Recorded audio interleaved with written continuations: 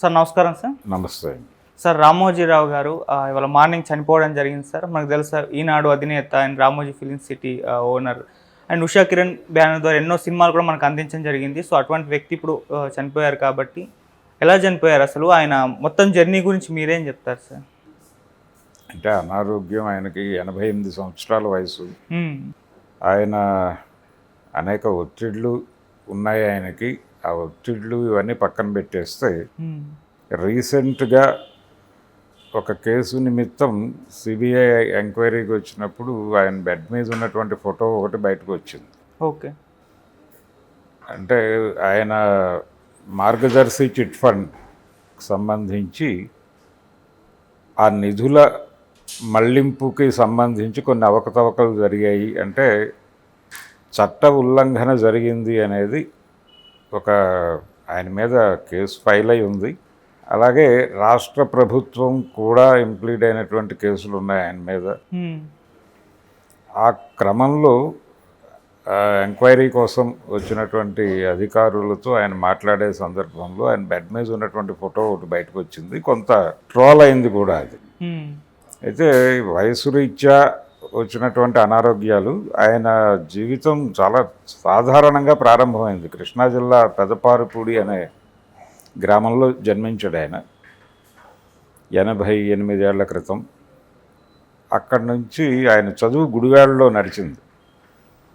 గుడివాడలోనే ఆయన school education అక్కడే జరిగింది, అలాగే ఆయన కాలేజ్ ఎడ్యుకేషన్ కూడా అక్కడే జరిగింది. గుడివాడ నుంచి ఆయన మొదట అడ్వర్టైజ్మెంట్ రంగంలోకి వెళ్ళాడు. ఉపాధి వెతుక్కుంటూ అడ్వర్టైజ్మెంట్ రంగంలోకి వెళ్ళారు. ఆయన స్వయంగా ఒక అడ్వర్టైజ్మెంట్ ఏజెన్సీ ప్రారంభించాడు. అయితే మొదటి వ్యాపారం ఆయన చేసింది చిట్ ఫండ్ వ్యాపారమే. చిట్ ఫండ్ వ్యాపారంతోనే ఆయన జీవితం ప్రారంభించాడు. ఒక రకంగా చిట్ ఫండ్ వ్యాపారానికి ఆయన మార్గదర్శిగా నిలబడ్డాడు. ఓకే. ఆయనతో ప్రయాణం ప్రారంభించినటువంటి చిట్ ఫండ్ కంపెనీలు చాలా కాలగర్భంలో కలిసిపోయినాయి. ఆయన్ని స్ఫూర్తిగా తీసుకుని ప్రారంభించిన వాళ్ళు కాలగర్భంలో కలిసిపోయారు. కానీ ఈ రోజుకి మార్గదర్శి చిట్ ఫండ్ నిలబడి ఉంది. ఇలా అంటే 62 నుంచి ఆ రంగంలో ఉన్నాడు ఆయన, ఆ వ్యాపారంలో ఉన్నాడు. ఆ తరువాత అడ్వర్టైజ్మెంట్ ఏజెన్సీ, తర్వాత డాల్ఫిన్ హోటల్ ప్రారంభించాడు ఆయన విశాఖపట్నంలో. ఈ ప్రయాణంలో ఆయన తన బంధువుల్ని అందరినీ తనతో పాటు నడిపించాడు. డాల్ఫిన్ అప్పారావు ఈ మధ్య ఆయన ఇంటర్వ్యూస్ ఇచ్చాడు చాలా. ఆయన రామోజీరావుకి అండాదండగా ఉండి ఆయన వ్యాపారాల్లో, అంటే డాల్ఫిన్ అప్పారావు అనటం వెనకాలే డాల్ఫిన్ హోటల్ నిర్వహణ అంతా ఆయన చూసుకునేవాడు. ఓకే. ఈ క్రమంలోనే విశాఖ కేంద్రంగా కొంత వ్యాపార సామ్రాజ్యం ఆయన, అంటే అంకురార్పణ అక్కడ జరిగింది. హైదరాబాదులో కూడా ఆయన బిజినెస్ ఉండేది. హైదరాబాద్, ఆయన ఢిల్లీ నుంచి నేరుగా హైదరాబాదే వచ్చారు యాడ్ ఏజెన్సీ నుంచి. తర్వాత ఇక్కడ యాడ్ ఏజెన్సీ కిరణ్ యాడ్స్ ఏదో ఆ పేరుతో, కిరణ్ పేరుతోనే ఆయన అడ్వర్టైజ్మెంట్ ఏజెన్సీ ప్రారంభించారు, వారి పెద్ద కుమారుడు కిరణ్. ఆ తరువాత ఆయన ఈ చిట్ ఫండ్ కంపెనీ, ఈ చిట్ ఫండ్ కంపెనీ ఇక్కడి నుంచి విస్తరించింది. విశాఖలో ఆయన డాల్ఫిన్ హోటల్ ప్రారంభించిన తరువాత మార్గదర్శి అడ్వర్టైజ్మెంట్లు, అలాగే ఈ డాల్ఫిన్ హోటల్ అడ్వర్టైజ్మెంట్స్ ఇవన్నీ పత్రికలకి రెగ్యులర్గా ఇవ్వాల్సి వచ్చేది. ఈ ఇచ్చే క్రమంలో ఇవే డబ్బులు పెట్టి మనం పత్రిక పెడితే ఎలా ఉంటుంది అనేది చిన్న ఆలోచన వచ్చి, ప్రతి ఇంటికి ఉచితంగా పేపర్ వేసేస్తే ఈ అడ్వర్టైజ్మెంట్ వాళ్ళ ఇంట్లోకి వెళ్ళిపోతుంది కదా. ఉచితంగా వేసిన ఆ రోజుల్లో పేపర్ ఒకటే కదా మాధ్యమం, ఇంకేమీ లేదు. పొద్దున్నే లేచి పేపర్ చదివేవాళ్ళు ప్రతి ఒక్కళ్ళు, అదొక కార్యక్రమంగా.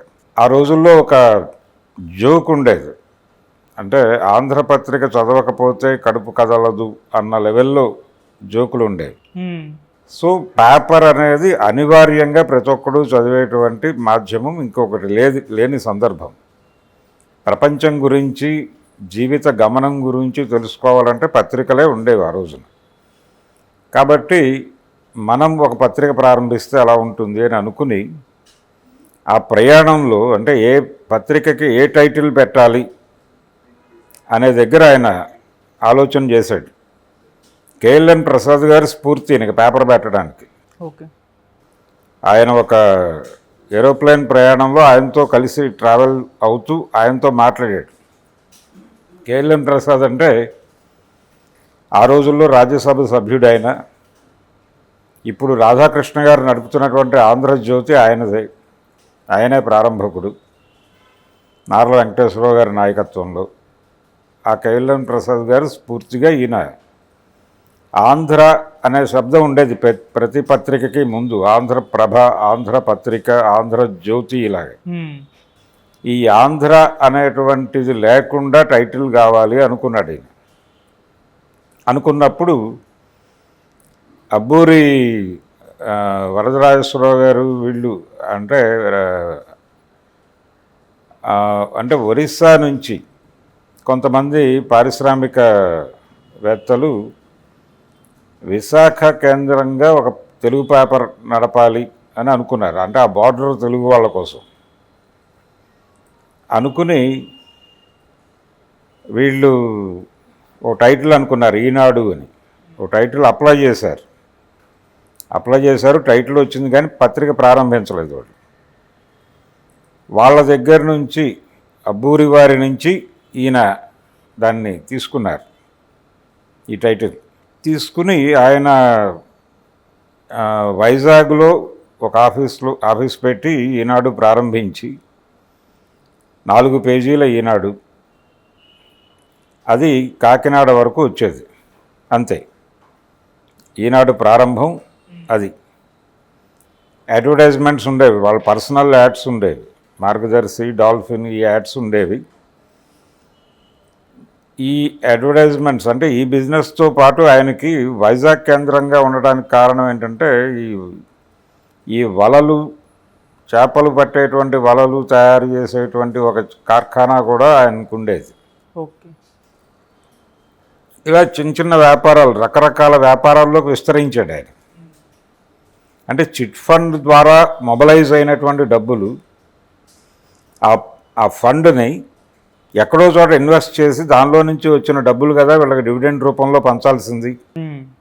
నమ్మకం కలిగిస్తే కస్టమర్కి ఇది ఇబ్బంది లేకుండా ఈ డబ్బులు వెనక్కి వస్తాయి, ఎంతో కొంత అదనంగా ఇచ్చి మనకు వస్తుంది ఈ డబ్బులు అనే కాన్ఫిడెన్స్, అనే నమ్మకాన్ని కనుక కస్టమర్లో, మదుపరిలో నింపగలిగితే అంతకంటే వాళ్ళకి ఎక్కువ డబ్బులు ఇచ్చి ఎరవేయటం కన్నా కూడా నమ్మకం కలిగించి తక్కువ డబ్బులు ఇచ్చినా కానీ కాన్ఫిడెంట్గా వాళ్ళు ఉంటారు అనేది రామోజీరావు నమ్మిన సూత్రం.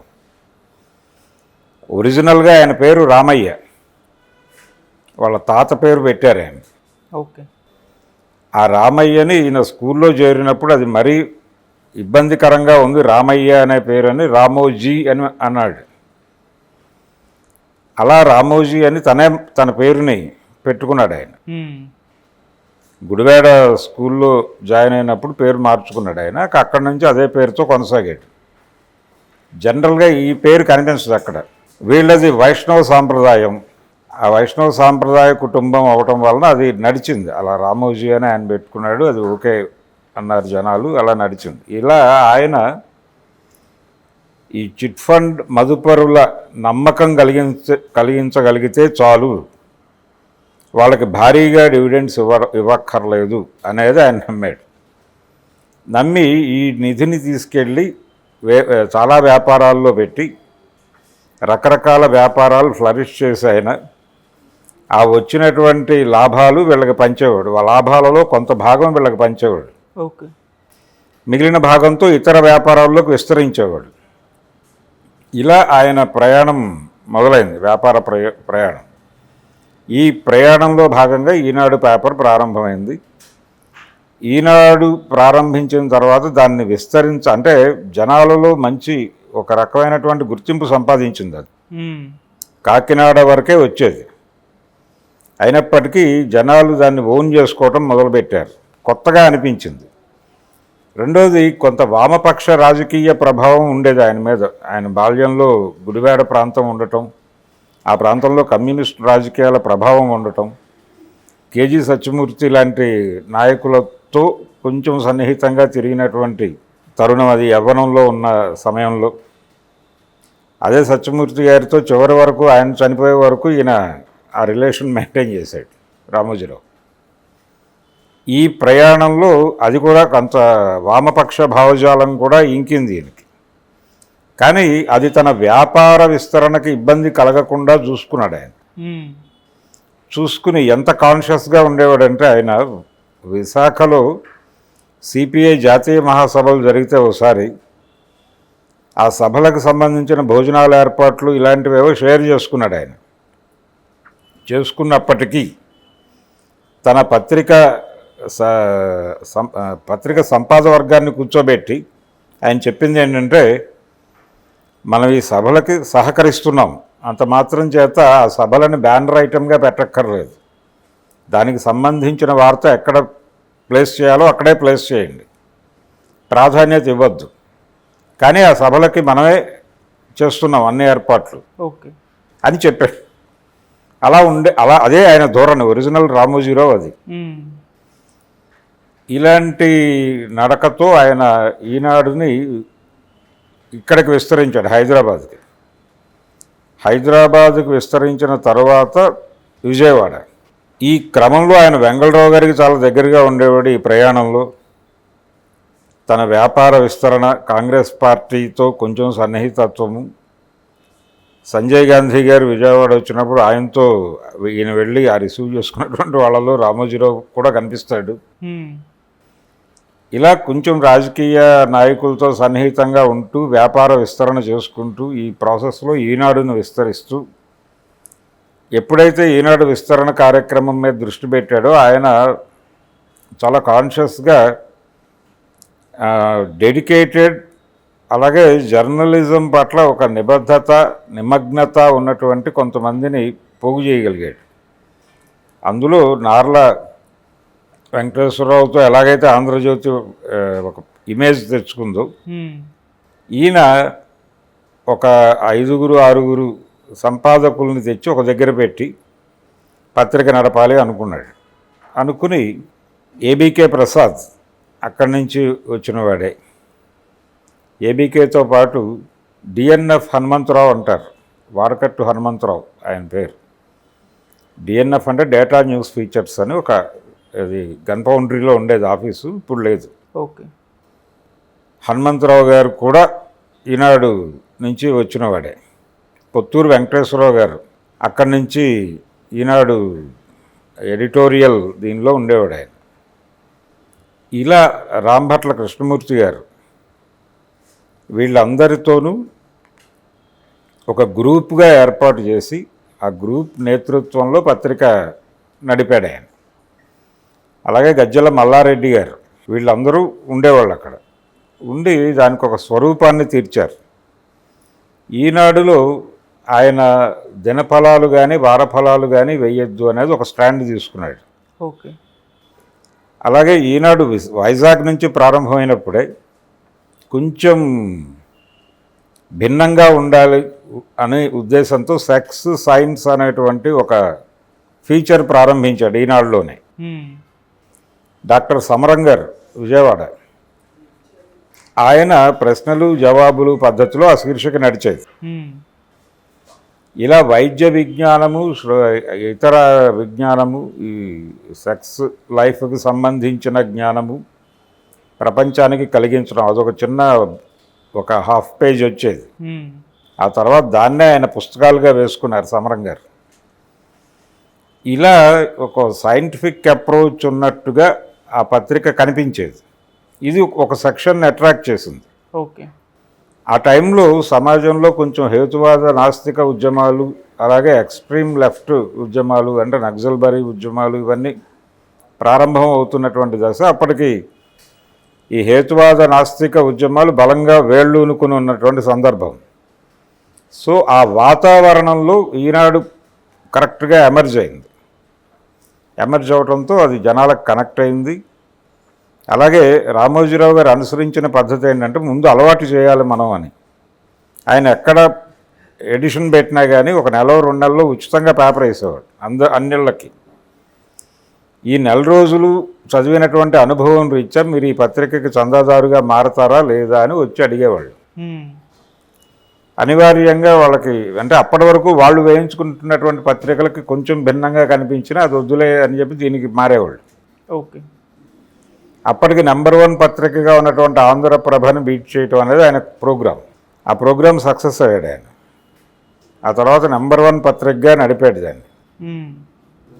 ఈనాడు జర్నలిజం స్కూల్ అని ప్రారంభించి తన పత్రికకి కావాల్సిన సరుకుని తనే తయారు చేసుకోవటం అనే కార్యక్రమాన్ని మొదలుపెట్టాడు ఆయన. దానికి పరీక్షలు చాలా బిగ్ వేలో ఎగ్జామ్స్ నిర్వహించటం, వాళ్ళకి ట్రైన్ చేయటం, ఈ క్రమం అంటే రామోజీరావు గారి వ్యాపార దృక్పథం ఎలా ఉండేదంటే ఆయన ఒకసారి సడన్గా ఒక డౌన్వర్డ్ మూమెంట్ తీసుకున్నాడు. జిల్లా ఎడిషన్లు పెట్టడం అనేది అప్పటి వరకు లేదు. జిల్లా ఎడిషన్ అనే కాన్సెప్ట్ తీసుకొచ్చి ప్రతి వార్త కవర్ అవ్వాలి. జిల్లా ఎడిషన్లో కవర్ అయిపోతుంది. ప్రతి గ్రామము కవర్ అవుతుంది. ప్రతి గ్రామం నుంచి వీళ్ళకి రూట్స్ ఏర్పడతాయి పత్రికకి. ఈ నెట్వర్క్ని రకరకాలుగా వాడవచ్చు. దాంతోపాటు ప్రతి ఊరి నుంచి అడ్వర్టైజ్మెంట్స్ వస్తాయి. శ్రద్ధాంజలి అడ్వర్టైజ్మెంట్స్ వస్తాయి. అక్కడ వ్యాపారాలు విస్తరణలు లేకపోయినప్పటికీ ఆ ఊరిలో ఒక ప్రముఖుడు మరణిస్తే ఆ ఊరిలో 4-5 కలిసి ఒక అడ్వర్టైజ్మెంట్ ఇస్తారు కదా. అవును. ఈ లెవెల్ అంటే ఆయన మార్కెటింగ్ పీపుల్తో ఎలా మాట్లాడేవాడంటే మీరు మీ గ్రామంలో ఉన్నటువంటి కాటి కాపరితో కూడా మీకు సంబంధం ఉండాలి, రెగ్యులర్ టచ్ ఉండాలి. ఎవరు చనిపోతున్నారో కూడా మీకు తెలియాలి.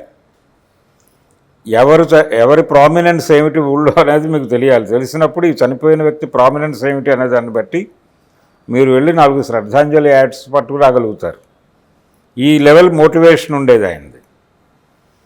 ఈ మోటివేషన్లోనే ఆయన దృక్పథం ఈనాడులో పనిచేసిన వాళ్ళకి చాలామందికి తెలుసు. ఇది ఇందిరాగాంధీ గారు కన్ను మూసినప్పుడు చాలా రాశారు డెస్క్ పీపుల్, చాలా ఆవిడ జీవితంలో ఉన్నటువంటి సంఘటనలు అంటే మైలురాళ్ళు ఇలా రకరకాలుగా రాశారు. బ్యానర్ ఏం పెట్టాలి అనేది తీవ్రమైన చర్చ. అది ఈ మల్లగుల్లాలు పడుతూ ఉండగా రామోజీరావు గారు వచ్చి ఏం జరుగుతోంది అని చూసి ఇవన్నీ లోపల పెట్టేయండి, ఫ్రంట్ పేజీలో మాత్రం ఏమీ వద్దు, ఇందిరా అస్తమయం లాంటిది ఏదో పెట్టి ఒక బ్లాక్ షేడ్ వేసి ఆయన దగ్గరే ఉన్నటువంటి ఒక ఇందిరాగాంధీ ఫోటో ఇచ్చి ఇదే ఫోటోని ఎల్లార్జ్ చేసి మొత్తం పేపర్ అంతా ఆవిడ ఫోటోనే బ్లాక్ షేడ్లో వేసి వదిలేయండి, మీరు రాసిందంతా లోపల పెట్టండి అని చెప్పాడు ఆయన. ఎందుకు చెప్పాడు, ఇలా చెప్పాడు ఏంటి, ఇంత కష్టపడి రాస్తుంటే అనుకున్నారు వీళ్ళు. కానీ మార్కెటింగ్ ధోరణిలో చెప్పాడు ఆయన. జనరల్గా తెలంగాణలో ఒక కల్చర్ ఉంది, తెలంగాణలో కాదు చాలా ప్రాంతాల్లో ఒక కల్చర్, తెలంగాణలో పర్టికులర్గా ఉంది. అది హైదరాబాద్లో కూడా బలంగా కనిపిస్తుంది. ఓకే. ఎవరైనా చనిపోతే వాళ్ళ ఫోటో ఒకటి ఏదో ఒక పద్ధతిలో ఒక కర్ర కట్టి 4 రోడ్ల కూడల్లో అలా పెడతారు. ఈ కల్చర్ని ఆయన తన వ్యాపారానికి అన్వయించుకుని అలా ఎర్లీ మార్నింగ్ ఈనాడు ఇందిరాగాంధీ ఫోటో కోసం వెతుక్కోవాలి కదా జనాలు. ఈనాడు పేపర్ కొనేసి ఆ ఫ్రంట్ పేజీ చింపేసి ఒక అట్ట కంటించేసి అలా పెట్టేసుకుంటారు కదా. సో వాడు పేపర్ చదువుతాడా లేదా అన్నది కదా, ఆ ఫ్రంట్ పేజీ కోసం పేపర్ కొంటాడు. ఓకే. ఇలా సేల్స్ పెరుగుతాయి. ఆ లెవెల్ ఆలోచన ఉండేది ఆయనకి. అది విజన్. ఈ విజను ఈ వ్యాపార విస్తరణతో పాటు ఆయన చల్సాని ప్రసాదరావు గారితో చతుర విపుల అనేటువంటి 2 మాసపత్రికలు ప్రారంభించాడు. అంటే వీళ్ళు న్యూస్ ప్రింట్ కోటా వచ్చిన తర్వాత ఆ న్యూస్ ప్రింట్ వేస్టేజీని ఎలా వాడాలి అనే ఉద్దేశంతో వారపత్రికలు ప్రారంభించారు, దినపత్రికల వాళ్ళందరూ అనే మాట బలంగా వినిపిస్తున్నటువంటి సమయంలో ఈయన వారపత్రిక జోలికి వెళ్లకుండా మాసపత్రికలు ప్రారంభించాడు. చతుర విపుల అనే పేరుతో. చతుర నవల వేసేది, ఒక అనువాదపు నవల కానీ స్ట్రైట్ నవల కానీ వేసేవాళ్ళు. చాలా సెలెక్టివ్ రచనలే వచ్చేవి. అలాగే అనువాద కథలతో విపుల అనేటువంటి పత్రిక నడిపేవాళ్ళు. చాలామంది అనువాదకుల్ని ఎంకరేజ్ చేసింది ఆ పత్రిక. చాలా ప్రపంచ సాహిత్యాన్ని తెలుగు ప్రేక్షకులకి, తెలుగు పాఠకులకి అందజేసింది. చాలా అంటే ఇతర భాషల్లో వస్తున్న సమకాలీన సాహిత్యం చాలామందికి తెలియదు. అంటే దీని ద్వారా ఆయన ప్రవాసాంధ్రుల లింక్స్ సంపాదించుకోగలిగాడు. అనేక భాషల్లో, ప్రపంచ భాషల్లో వస్తున్న కథల్ని ఎవరికి వాళ్ళు అనువదించి పంపిస్తే దానిలో ఏదైనా ఇబ్బంది ఉంటే ఇక్కడ సరిచేసి వీళ్ళు వచ్చేసేవాళ్ళు. అది అంటే పాఠకులలో చాలా పాపులర్ అయినాయి. చతుర విప్లవ చతుర ద్వారా ఆయన తన వ్యాపారానికి సంబంధం లేని కంటెంట్ ఉన్నప్పటికీ దాని మీద ఏమీ ఆంక్షలు ఉండేవి కాదు. చాలామంది రచయితల్ని దాని ద్వారా ప్రమోట్ చేశాడు ఆయన. ఉదాహరణకి కొమ్మిరెడ్డి విశ్వమోహన్ రెడ్డి, ఆయన వామపక్ష ఉద్యమకారుడు. ఆయన రాసిన స్టూవర్ట్పురం దొంగలు నేపథ్యంలో ఆయన టైగర్ నాగేశ్వరరావు, గజ్జల ప్రసాద్ వీళ్ళ జీవితాల మీద దొంగలు అని ఒక నవల రాశాడు. అది చతురులో వచ్చింది. అలాగే పతంజలి గారి కాకివనం నవల కూడా చతురులోనే వచ్చింది. ఆ తర్వాత విశ్వమోహన్ రెడ్డిదే జైలు అనేటువంటి నవల కూడా దానిలోనే వచ్చింది, చతురులోనే. అలా స్వేచ్ఛ అనేటువంటి నవల దానిలో వచ్చింది, ఓల్గా గారిది. ఇలా రకరకాల రచనలు, అంటే సమాజంలో జరుగుతున్నటువంటి సామాజిక ఘర్షణల్లో నుంచి వచ్చే సాహిత్యం కూడా దానిలో స్థానం సంపాదించుకునేది. అలాగే విపుల పత్రికల ద్వారా చాలామంది ఒక రకమైనటువంటి కొంచెం టేస్ట్, అభిరుచి ఉన్నటువంటి పాఠకులందరూ వాటిని రెగ్యులర్గా చదివేవారు. ఇలా ఒక సెక్షన్ని రామోజీరావు గారు తనతో నడిపించుకున్నాడు ఆ పత్రికల ద్వారా. దీని ఎక్స్టెన్షన్లో ఆయన film distributing company, Mayuri films అనే పేరుతో ఒక సినిమా డిస్ట్రిబ్యూటింగ్ వ్యవస్థ, సితారా అనేటువంటి ఒక సినిమా పత్రిక ప్రారంభించాడు. ఆ సితారా పత్రిక నుంచి అవార్డ్స్ ఇచ్చేవాళ్ళు, ప్రతి సంవత్సరం కూడా అవార్డ్స్ ఇచ్చేవాళ్ళు. సితారా అవార్డ్స్ చాలా ప్రామాణికంగా ఇండస్ట్రీ భావించేది, సినిమా పరిశ్రమ. ఈ క్రమంలోనే ఆయన ఉషా కిరణ్ మూవీస్ అని బ్యానర్ ప్రారంభించి శ్రీవారికి ప్రేమలేఖ అనే సినిమాతో, అది అంకురార్పణ మొదటి సినిమా, అది జంజాల గారి దర్శకత్వంలో చాలా పెద్ద హిట్. అది ఇవే ఉషా కిరణాలు అనేటువంటి ఒక లోగో సాంగ్ ఉంటుంది. అది జనాల్లోకి విపరీతంగా వెళ్ళిపోయింది. ఆ సినిమా, మయూరి డిస్ట్రిబ్యూటింగ్ వ్యవస్థ, ఇవన్నీ ఒక్కసారి రైజ్ అయినాయి. అట్లూరి రామారావు గారు ఆయనతో ఈ సినిమా ప్రొడక్షన్లో కలిసి ఉండేవాడు. ఆయన నేతృత్వంలో వచ్చిన సినిమాలన్నీ కూడా చాలా పెద్ద విజయాలు సాధించినాయి. ప్రతిఘటన ఆ బ్యానర్ నుంచి వచ్చింది. అలాగే సంగీతం శ్రీనివాసరావు గారి మయూరి ఆ బ్యానర్ నుంచి వచ్చింది. ఇలా ఆయన తీసినటువంటి సినిమాలన్నీ ఒక దశలో మంచి విజయాలు. అంటే రామోజీరావు గారి సినిమా అంటే అది డెఫినెట్గా ఓ కంటెంట్ ఉంటుంది అని. మౌన పోరాటం ఇలాంటి సినిమాలు అంటే జనం హృదయాలని టచ్ చేసేటువంటి సబ్జెక్టు అనుకుంటే దాని సినిమా తీసేవాడు ఆయన. అలాగే డివి నరసరాజు గారితో చాలా రిలేషన్ మెయింటైన్ చేసేవాడు ఆయన, వాంటెడ్గానే. ఎందుకు మెయింటైన్ చేసేవాడు అంటే ఆయన మంచి రచయిత, స్పార్క్ ఉన్నటువంటి రచయిత, పొలిటికల్ సెటైర్ తెలిసినవాడు. ఆయనతో ఈనాడులో కాలం రాయించుకునేవాడు ఆయన. అలాగే తన సినిమాలకు సంబంధించిన జడ్జిమెంట్లు చెప్పించుకునేవాడు. ఆయన దర్శకత్వంలో కారుదిద్దిన కాపురం ఒక సినిమా తీశాడు ఈయన, అది హిట్టే. అలాగే ఆయన అశ్విని నాచప్ప జీవితం మీద ఒక సినిమా, ఒక చిన్న బయోపిక్ లాంటిది తీశాడు. ఇలా ఆ టైంలో జనం దేని గురించి మాట్లాడుకుంటున్నారు దానికి సంబంధించిన కంటెంట్ ఇచ్చేటువంటి ప్రయత్నంగా ఆయన సినిమాలను కూడా అలాగే చూశాడు. ఆ ప్రయాణం నడిచింది. తర్వాత ఆ బ్యానర్ నుంచి, అంటే రామారావు గారు కొంచెం వయసు మీరిన తర్వాత, అట్లూరి రామారావు గారు వయసు మీరిన తర్వాత నుంచి కొంత ఆ బ్యానర్లో వచ్చిన సినిమాలు వైఫల్యం చెందటం మొదలైంది. తర్వాత స్ట్రైట్ వైడ్ డిస్ట్రిబ్యూషన్ నెట్వర్క్లే దెబ్బతిన్నటువంటి సందర్భంలో మయూరి కూడా మూత పడాల్సినటువంటి పరిస్థితి. అంటే బయ్యర్సు, థియేటర్ల వ్యవస్థ మారిపోయి, మాధ్యమాలు పెరిగిపోయి, ఈ గందరగోళంలో ఆయన ఆ వ్యాపారంలో కొనసాగలేదు. అలాగే ఆయన ప్రారంభించి ఆపేసినటువంటి, అంటే రామోజీరావు గారిది లక్కీ హ్యాండ్, ఆయన ఏ వ్యాపారం ప్రారంభించినా విపరీతంగా సక్సెస్ అని అంటారు. కానీ సోమా అని ఒక కూల్ డ్రింక్ ప్రారంభించాడు ఆయన పార్లే వాళ్ళకి పోటీగా. ఆ వ్యాపారం పెద్దగా అభివృద్ధి చెందలేదు, కానీ అక్కడికి ఆయనకు ఉన్నటువంటి ఢిల్లీ సంబంధాలు, ఉపేంద్ర లాంటి వాళ్ళతో ఉన్నటువంటి సన్నిహిత సంబంధాలతో రైల్వేస్లో ఆ డ్రింక్ అమ్మేలాగా చూశాడు ఆయన, ఆర్గనైజ్ చేశాడు సోమా. ఎక్కువ ట్రైన్స్లో అమ్మేవాళ్ళు దాన్ని, రైల్వే స్టేషన్లలో అమ్మేవాళ్ళు. అయినప్పటికీ నష్టాలు వచ్చినాయి, అది మూసాడు ఆయన. అలాగే న్యూస్ టైమ్ అని ఒక ఇంగ్లీష్ డైలీ పెట్టాడు ఆయన ఈనాడుతో పాటు. అది కూడా పెద్దగా లాభాలు తేలేదు, అందుకని ఆ న్యూస్ టైం కూడా క్లోజ్ చేశాడు ఆయన.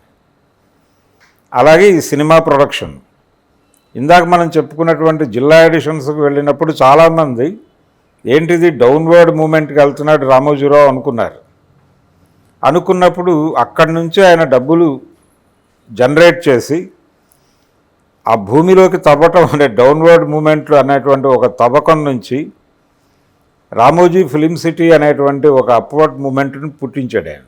ఆ పునాదుల మీద ఈ ఫిలిం సిటీ నిర్మాణం జరిగింది. ఆ తర్వాత ఆయన సినిమా వ్యాపారం, ఆయన ప్రొడక్షన్ సైడు మానేసినప్పటికీ ఫిలిం సిటీ వర్ధిల్లుతోంది. ఇప్పుడు అనేక భాషా చిత్రాలు, హిందీ సినిమాలు కూడా ఇక్కడ తీస్తున్నటువంటి పరిస్థితి. అవును, అంటే ఒక బిగ్ స్టూడియో డ్రీమ్ చేశాడు ఆయన. ఈ ప్రాసెస్లోనే బయట సామాజిక పరిస్థితులు మారాయి, సమాజం లెఫ్ట్ నుంచి కొంత రైట్కి తిరిగింది, వామపక్ష భావజాలానికి అంటే మార్కెట్ ఉంది అనుకున్నటువంటి దశలో మన పేపర్లో దినఫలాలు వారఫలాలు వేయకూడదు అన్న రామోజీరావు గారే ఎప్పుడైతే రైట్ రాజకీయాలకి ప్రాధాన్యత పెరుగుతోంది అని అనిపించిందో, అంతర్యామి లాంటి కాలమ్స్ వచ్చినాయి ఆయన పేపర్లో, దినఫలాలు వేయటం ప్రారంభించారు, వారఫలాలు వేయటం ప్రారంభించారు వాళ్ళ సండే సప్లిమెంట్లో. ఆ తర్వాత ఇప్పుడు భక్తి ఛానల్ ప్రారంభిస్తున్నారు వాళ్ళు. ఈ ప్రాసెస్లోనే ఆయన ఒక స్పిరిచువల్ సిటీ ఒకటి, అంటే దేశంలో ఉన్నటువంటి అన్ని తీర్థయాత్ర ప్రాంతాల దేవుళ్ళ నమూనాలని ఒకచోట పెట్టి ఒక భక్తి సిటీని నిర్మించాలి అనేటువంటి లాంటి ఆలోచన కూడా చేశాడు. ఆ ప్రయాణం ప్రారంభమవుతున్నటువంటి దశలో రాజకీయంగా వచ్చినటువంటి పరిణామాలు, ఆయన కొంత ఒత్తిడికి గురవటము, ఆయన మీద కేసులు, ముఖ్యంగా ఉండవల్లి అరుణ్ కుమార్, వైఎస్ రాజశేఖర రెడ్డి రోజుల్లో మార్గదర్శి మీద, అంటే ఆ ఫండ్ని ఇతర వ్యాపారాల్లోకి మళ్లించటం అనేది చట్టబద్ధంగా జరుగుతోందా అనే విషయంలో ఆయన కొంత పరిశోధన చేసి హిందూ అవిభక్త కుటుంబం తాలూకా ఆస్తులు, నిర్వహణ, ట్రస్టులు, దీనికి సంబంధించి ఉన్నటువంటి నిబంధనలు, వీటన్నిటినీ పరిశోధించి ఆయన కేసులు వేశాడు. ఆ కేసులు చాలా ఇబ్బంది పెట్టినాయి రామోజీరావుని. ఒక దశలో రాజశేఖర రెడ్డి మరణానంతరం అది పక్కకి వెళ్ళిపోయింది అనుకున్నాడు ఆయన. అంటే పొలిటికల్ ఐక్య సంఘటన నడిచేది రామోజీరావు గారి దగ్గర. ఇతర పార్టీల ఐక్య సంఘటనలు ఎలా ఉంటాయో, ఇప్పుడు తెలుగుదేశం పార్టీ మొన్న ఐక్య సంఘటన కట్టింది చాలా పార్టీలతో, దానికి కొన్ని పరిమితులు ఉంటాయి. బయట శత్రువులైనటువంటి వాళ్ళు కూడా రామోజీరావు గారి ఐక్య సంఘటనలో మిత్రులుగా ఉన్నటువంటి సందర్భాలు అనేకం ఉన్నాయి. ఓకే, ఆయన కేసీఆర్తోనూ, చంద్రబాబుతోనూ, జగన్తోనూ, వీళ్ళందరితోనూ స్నేహం చేసే ప్రయత్నమే చేశాడు. ఏ సమయంలో ఎవరున్నప్పటికీ, వైఎస్తో కొంత విభేదాలు వచ్చినప్పటికీ తర్వాత ఆయన కొంత సానుకూలత సంపాదించుకున్నాడు ఆ ఏరియాలో కూడా. ఈ ప్రయాణంలో అలసిపోయాడు ఆయన. అలసిపోయి క్రమంగా ఆయన అనారోగ్యానికి గురవటం. అంటే రామోజీరావు గురించి అనుకుంటే రకరకాల విషయాలు గుర్తొస్తాయి, ఏ టైంలో ఏ మూమెంట్. ఒక దశలో తెలుగు భాష కాపాడుకోవాలి అనేటువంటి ఒక ఆందోళన మొదలైంది చంద్రబాబు గారు ముఖ్యమంత్రిగా ఉన్న రోజుల్లో.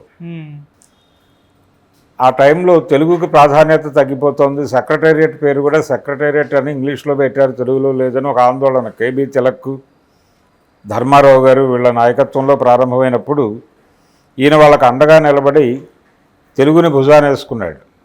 ఆ తెలుగు చాలామందిని భయపెట్టినప్పటికీ ఆయన తెలుగుగానే నడిచాడు.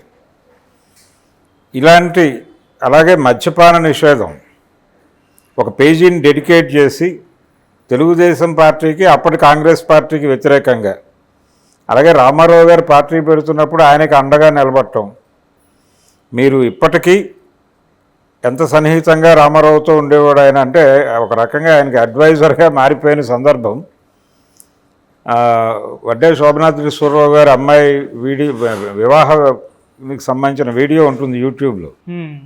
ఆ వివాహానికి ఎన్టీఆర్ ఎప్పుడెప్పుడు వస్తాడా అని ఎదురు చూస్తున్నటువంటి రామోజీరావు కనిపిస్తాడు. రామారావు గారు కారు దిగిన దగ్గర నుంచి ఆయన తిరిగి కారెక్కి వెళ్ళిపోయే వరకు ఆయన చెవి దగ్గర రామోజీరావు ఉంటాడు. ఈ లెవెల్ రిలేషన్ నడిపాడు ఆయనతో. ఇలా ఆయన రాజకీయ ప్రస్థానంలో రామారావు రాజకీయ ప్రవేశం చేసినప్పుడు రాసినటువంటి అన్నా వచ్చిండో రామన్నా వచ్చిండో అనే పాటలో ఒక లైన్ ఉంటుంది. రామారావు రామోజీరావు ఆకులు పోక్కలు అందించుకున్నారు అన్నా వచ్చిండో అని. అదే రిలేషన్ నడిపాడు ఆయన. ఆయన పిలిచి మాట్లాడిన సందర్భాలు ఉన్నాయి. అయినప్పటికీ ఆ ప్రయాణం అలా నడిచింది. ఆ తర్వాత ఆయన ప్రో మార్కెట్ ఉన్నాడు. ఎన్టీ రామారావు యాంటీ మార్కెట్ ఉన్నటువంటి దశలో 90 దశకం ప్రారంభంలో సరళీకరణ ఆర్థిక విధానాల సందర్భంగా రామారావుని పదవి నుంచి పక్కకి లాగాల్సిన అవసరం ఉంది చారిత్రకంగా అనుకున్నప్పుడు తను కొంత లీడ్ తీసుకుని మార్కెట్కి అనుగుణమైనటువంటి చంద్రబాబుని ప్రతిష్ఠ చేయటంలోనూ రామారావుని పక్కకు లాగటంలోనూ కూడా కొంత కీలక పాత్ర పోషించినటువంటి చరిత్ర ఉంది ఆయనకి. ఇది టోటల్ అంటే తెలుగువారి ఆయన ఎప్పుడైతే ఈనాడు ప్రారంభము దాదాపుగా 62 నుంచి ఆయన ప్రజా జీవితంతో కనెక్ట్ అయి ఉన్నాడు. అప్పటి నుంచి అంటే 62 సంవత్సరాల ప్రజానుబంధం ఉంది ఆయనకి, మార్కెట్ అనుబంధం ఉంది. ఇంత సుదీర్ఘమైనటువంటి లైఫ్. అలాగే ఆయన ప్రారంభించిన వ్యాపారాల్లో ఎక్కడైనా ఇబ్బంది కలిగితే దాన్ని వెంటనే ఆపేసేవాడు. అలాగే అలా ఆపేసిన చరిత్ర ఉంది ఆయనకి. విజనరీ అనేది ఒకటి కనిపిస్తుంది. అంటే ఆయన ప్రియా పచ్చళ్ళు ప్రారంభించినప్పుడు పచ్చళ్ళ వ్యాపారం ఏమిటి అన్నారు చాలామంది. ఇంట్లో చేసుకునే ఊరగాయలు రోడ్లో పెట్టి అమ్మితే ఎవడు కొంటాడు అన్నారు చాలామంది. కానీ అది ప్రతివారికి అవసరమైన సందర్భం అయింది. ఎందుకంటే ఒక ప్రాసెస్లో కుటుంబాలు చిన్న కుటుంబాలుగా మారటము అనివార్యంగా ప్రియా పట్టుకొచ్చేస్తే సరిపోతుంది కదా అనే వాతావరణం తీసుకొచ్చాడు ఆయన. ఈ కండిషన్స్ వస్తాయని గమనించాడు. బ్యాచులర్స్కి అదే ఉపయోగకరంగా మారుతుందని కనిపెట్టాడు.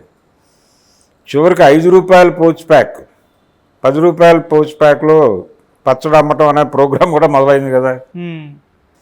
ఇలా చాలా సక్సెస్ఫుల్గా నడిపాడు దాన్ని.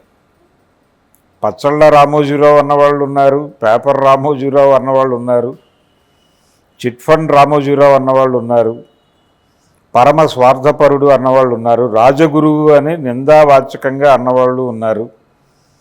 ఏదైనా చాలా క్లియర్ కట్గా ఉండేవాడు ఆయన. తన పత్రికని తన వ్యాపారాలని ఎలా నడపాలనుకున్నాడో అలాగే నడిపాడు ఆయన.